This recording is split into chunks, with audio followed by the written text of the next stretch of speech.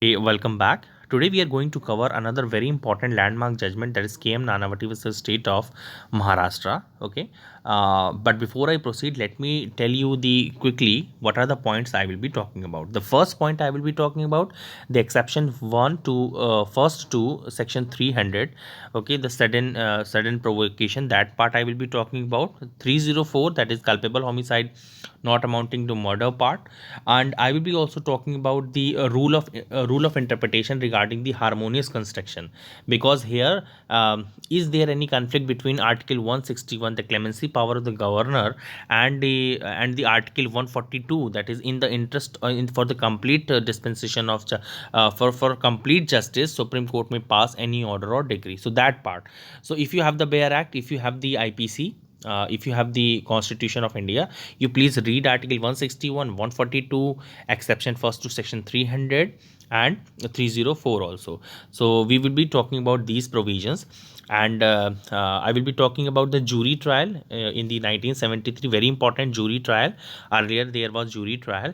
So this jury trial was overturned by the Bombay High Court, and finally in the appeal before the Honorable Supreme Court, the case was finally decided. Okay, I can be very much to the point. I will be very much to the point, so that you can jot down the essential points. Okay, now first of all, let's first of all talk about the bench here in the present case. Here we find that the Honorable Chief Justice, that is the BP Sinha, Honorable Bhuvaneshwar Sinha Justice, Honorable Justice Kapoor, Honorable Justice Gajendra Gadkar, okay, Honorable Justice K Subbarao, and Honorable KN Vancho Justice. So this is the bench. You can see, you can jot it down. Okay, the petitioner, he is KM Nanavati, obviously respondent state of Bombay. Okay, because it was an appeal, and by that time the governor granted the pardon to the KM Nanavati. So these facts I will be talking about. Fact B I will be telling you in brief, बहुत ही short में आपको I will be explaining. Now see here, the judgment was delivered by BP Sinha, Chief Justice, Honorable BP Sinha, Chief Justice. Very important. Okay, now this is your bench, and before I proceed, please subscribe the channel for the regular updates. Okay, now as I have already said, please read article 142 by yourself. If you have the Bear Act, then the things will be clear. Article 145, article 161, and in the this is in the Constitution, and in the IPC you just go for exception first to section 300 and 304, culpable homicide not amounting to murder also. Okay, so let's first of all talk about some jury trial. So I was already talking about the jury trial, so let me tell you something about the jury trial. See, there was a jury trial in India, obviously in the earlier in the West Bengal, and as late as 1973 there was a jury trial, and this jury trial was basically for the Parsis, means, and later on it got abolished 1973 when CRPC came, and but except in the case of Parsis, still we have the jury trial for the matrimonial dispute. So this is very important. Please keep it in your mind that there was a jury trial, and this case was in the very initial stage. The case was decided by the jury trial, and they acquitted, or you can say absolved, the KM Nanavati from all the liabilities. He was acquitted, and this decision of the jury trial was overturned later on by the Bombay High Court. Okay, so this is the quickly I'm just talking about the jury trial. I have already told you, and the jury ruled that the in the favor of Nanavati and declared him not guilty, which was eventually set aside by Bombay High Court. Okay, now the KM Nanavati, I have to tell you some facts. KM Nanavati was a naval officer, Kawas Meenakshah Nanavati, a Parsi who was a commander with the Indian Navy. The place obviously Mumbai, and Selvia, the his spouse, and obviously his English born wife. Okay, and two sons and daughter were there, obviously, and the person, the deceased, you can say the victim, or you can say the person who was shot dead by Mr. KM Nanavati was Mr. Prem Bhagwan Ahuja. Okay, so facts, I think most of this is very clear. Facts are clear, so we will not waste our time in the facts. Just I'm reciting some important points to put you in in proper understanding. So this is the after committing one more thing, after killing, or after shot down Mr. Ahuja, Mr. K.M. Nanavati headed to the police station and confessed his crime. This is important. Okay, so this was now, as I have already said, that there was a relationship, and in the fit of rage, you can say, or whatever the situation was, because the K.M. Nanavati was thinking that there is some illicit relationship between his wife and Mr. Ahuja, and in the fit of rage, or you can say, I will be talking about the cooling of period. I will be explaining that also. So he shot him dead. Okay, so he was claiming the defense. Okay, he was claiming the defense that in the sudden passion, grave and sudden passion, I committed this offense. So my liability from 302 should come under 304. Means not the murder, rather it would be the culpable homicide not amounting to murder. He was just talking about the defense. He want to take the defense of this. So whether he will get the defense or not, I will be explaining you right now. So eminent lawyer Ramjit Malani was hired by the sister of Mr. Ahuja to fight the case. This is a very important fact. Especially I'm just putting it here because the very respected person is the advocate in the present case. So you must know Mr. Ramjit Malani ji. So now let's go. Eminent lawyer he is. So now let's talk about again. So a naval commander was tried for the murder of 302, that is section 302 IPC, obviously a murder, and he was initially declared not guilty by the jury, but the verdict was dismissed by the Bombay High Court, and obviously the retrial was there by the bench. Okay, here now see, the High Court agreed. The High Court agreed with the prosecution argument that the murder was premeditated. Premeditated means there is a prior concert. He was having the cooling of period, means he can think about the facts, and if a person is able to think about certain thing, that means he can think all the positive factors and the negative factors.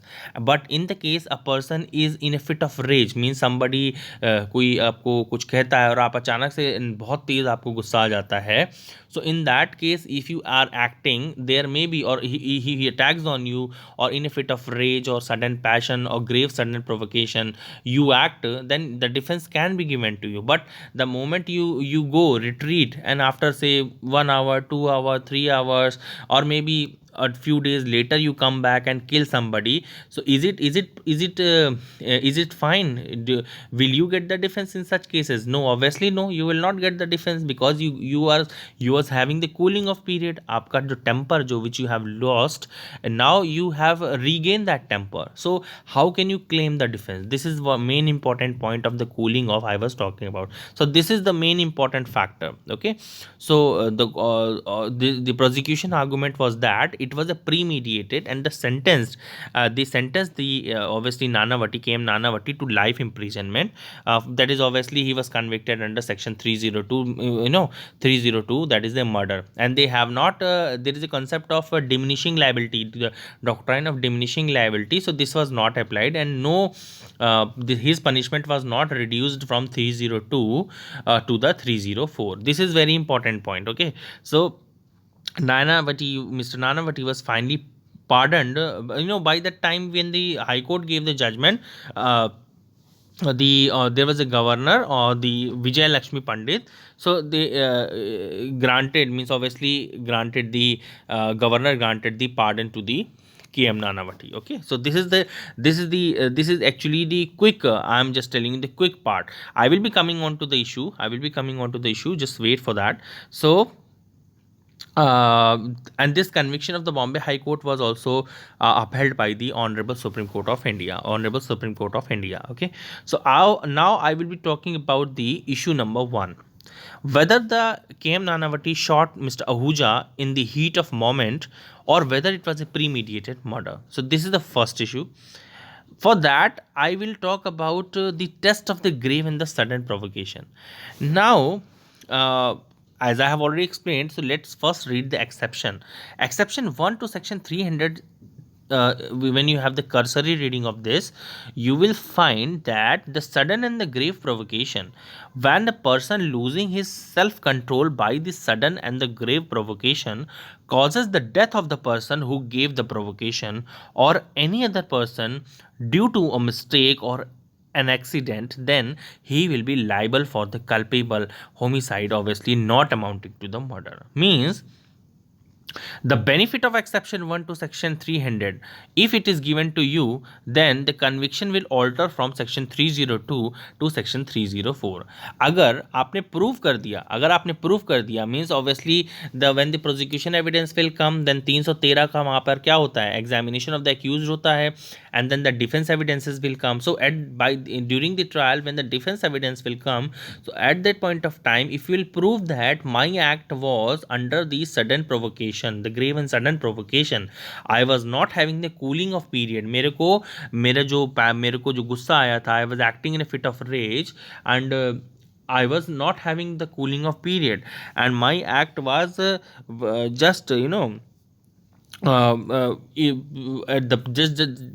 the point I got the sudden anger, I acted upon it. So I was not having a time to think. I was not having that much time so that my anger will reduce, or so this is a cooling off period. So if you have the cooling off period, the defense will not be available to you, and if you don't have the cooling off period, that means just by that moment when you got the sudden provocation or grave provocation and you acted, so the defense, obviously the burden is very strict, and in as per the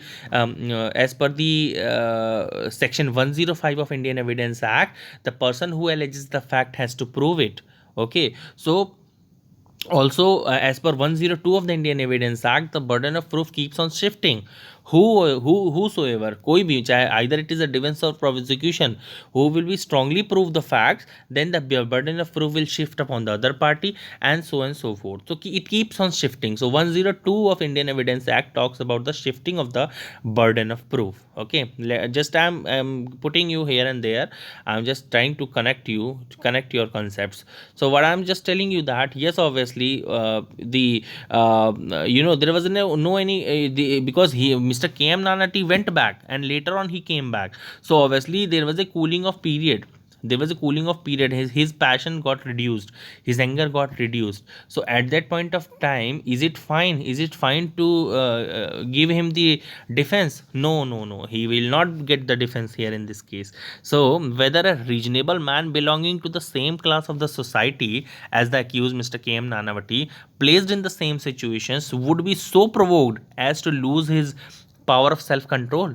So we have to, this is a reasonable man test, obviously. So whether this reasonable man test is there, and obviously if the reasonable man in the same situation loses the power of self control, then obviously the court will take into the consideration. But the question here is that if a person who has lost his power of self-control, but he went back, or maybe after 1 or 2 days, or maybe after few hours he comes back, so obviously that is the cooling of time he have got, and obviously he is not now, and he can better think that if I will kill, or if I will do any act that is prohibited by law, which is an offense, okay, as per section 40 of the IPC, Indian Penal Code, so I will be tried obviously for the murder. So this is the main point. Just you have to hit on this point, that there was a cooling of period and defense should not be given. So what was the judgment? So see, it was held by the Honorable Supreme Court that the conduct of the accused clearly showed that the murder committed by him was a deliberate one, and the fact of the case do not attract the provision of exceptions first to section 300 of the IPC, as the accused by adducing evidence failed to bring the case under the general exception of the IPC, and therefore as a result the court convicted Mr. Nanavati under section 302 of the IPC, that is Indian Penal Code, and sentenced him in life imprisonment for life. So one more thing, there is a doctrine of diminishing liability which says if your case falls in the general exception chapter 4 of the IPC, then if you prove the exception, definitely you will get the defense, okay, and you will get the defense, and at the most you can be acquitted also. But if you have the if you have killed somebody, obviously, so in such cases if you prove, because we are talking about the KM Nanavati case, if you prove the exception 1 to section 300, then what would happen? See what would happen. So your case may fall down from 302 to the 304. But here the defense failed to prove this exception. Means that he acted in the sudden passion or sudden provocation, grave and sudden provocation. Obviously the defense failed, and this is how Mr. KM Nanavati was sentenced to the life imprisonment. Now this point I think is clear to you. Now we will talk about the second important point regarding the power of the governor, that is the clemency power. So the issue number two, it involves the question as to what is the content of the power conferred on the governor of the state under Article 161 of the Constitution, that is the clemency power, and whether the order of the governor of the Bombay dated 11 March 1960 impinges on the judicial power of this court, that is Honorable Supreme Courts, with particular reference to its power under Article 142 of the Indian Constitution. So for the complete disposal, for complete justice, Supreme Court may pass any order or judgment or decree to decide the case for complete justice. That is 142, and 161 I have already talked about that. So on the same day when the High Court pronounced its judgment, the governor of the Bombay passed an order under Article 161 of the Constitution suspending the sentence passed by the High Court of the Bombay, obviously. So we have what now, is there any conflict between the Article 161 or that is one, and also and because now what happened finally, if you are the one has to go to the court, the prosecution, if you are convicted, the accused has already obviously has the right to appeal to the Honorable Supreme Courts, obviously.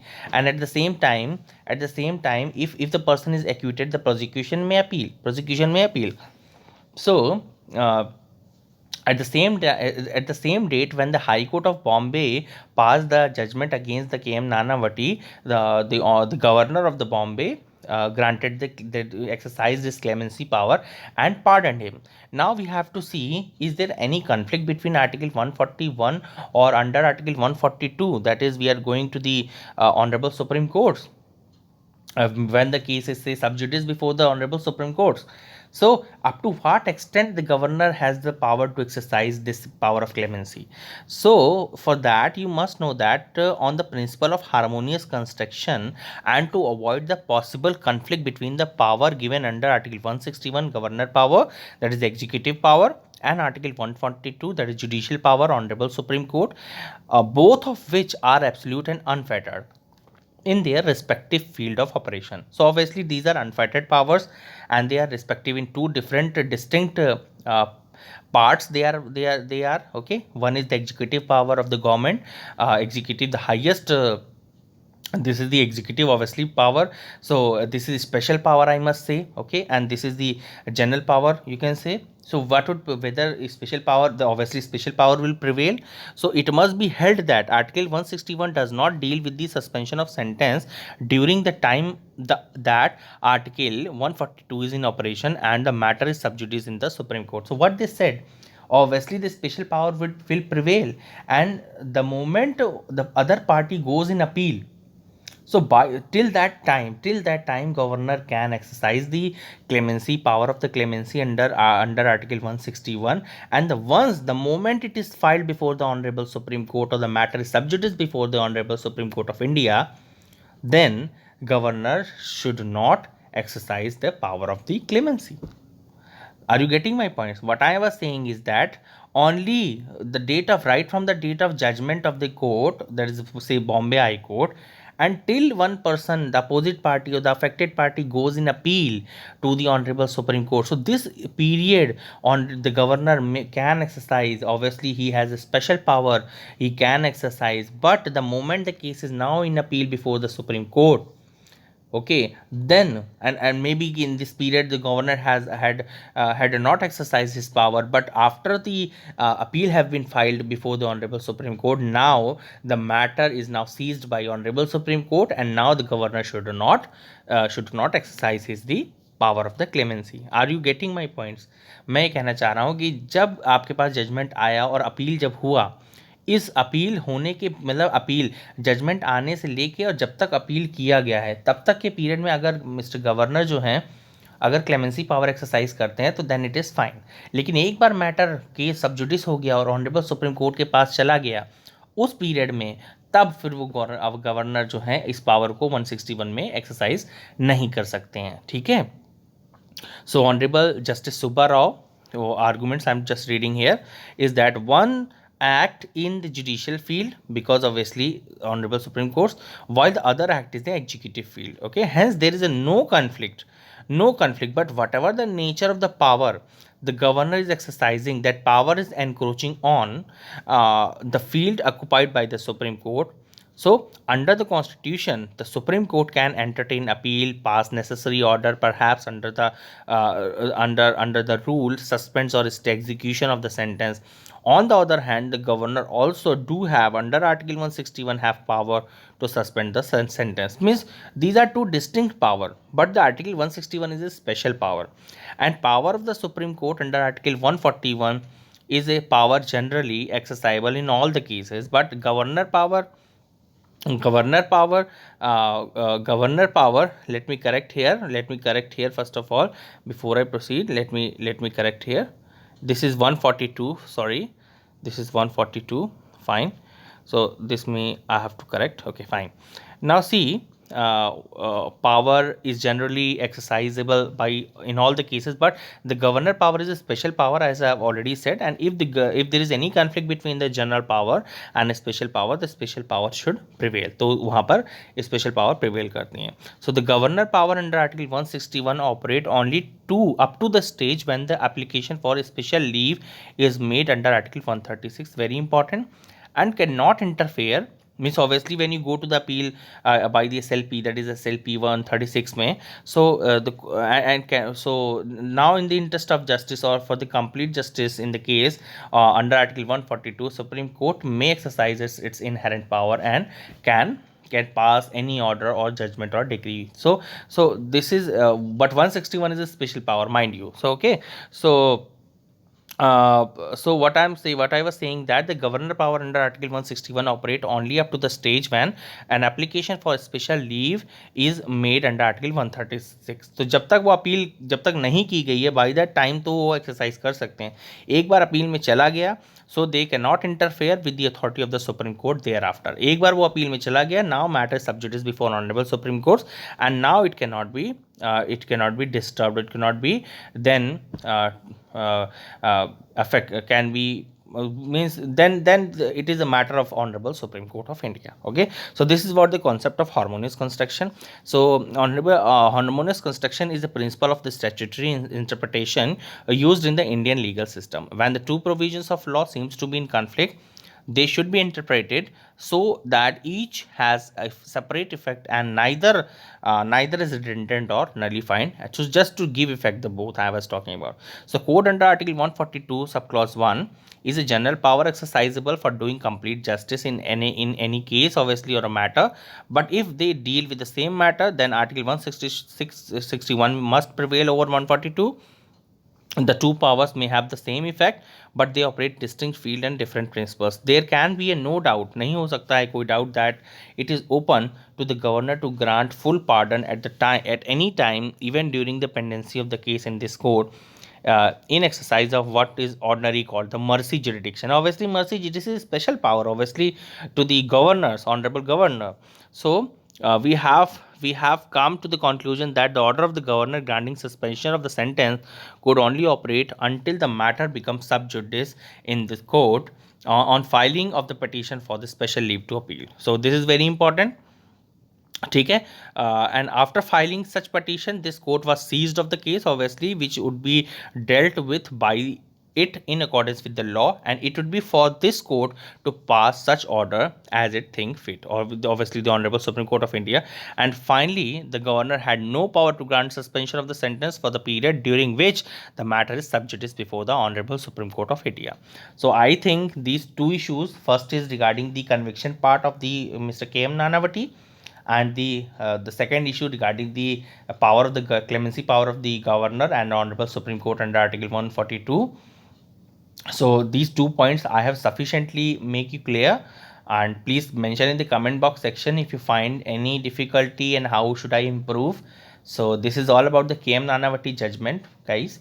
So please subscribe the channel so that you can get the regular updates. Thank you very much. God bless and take care.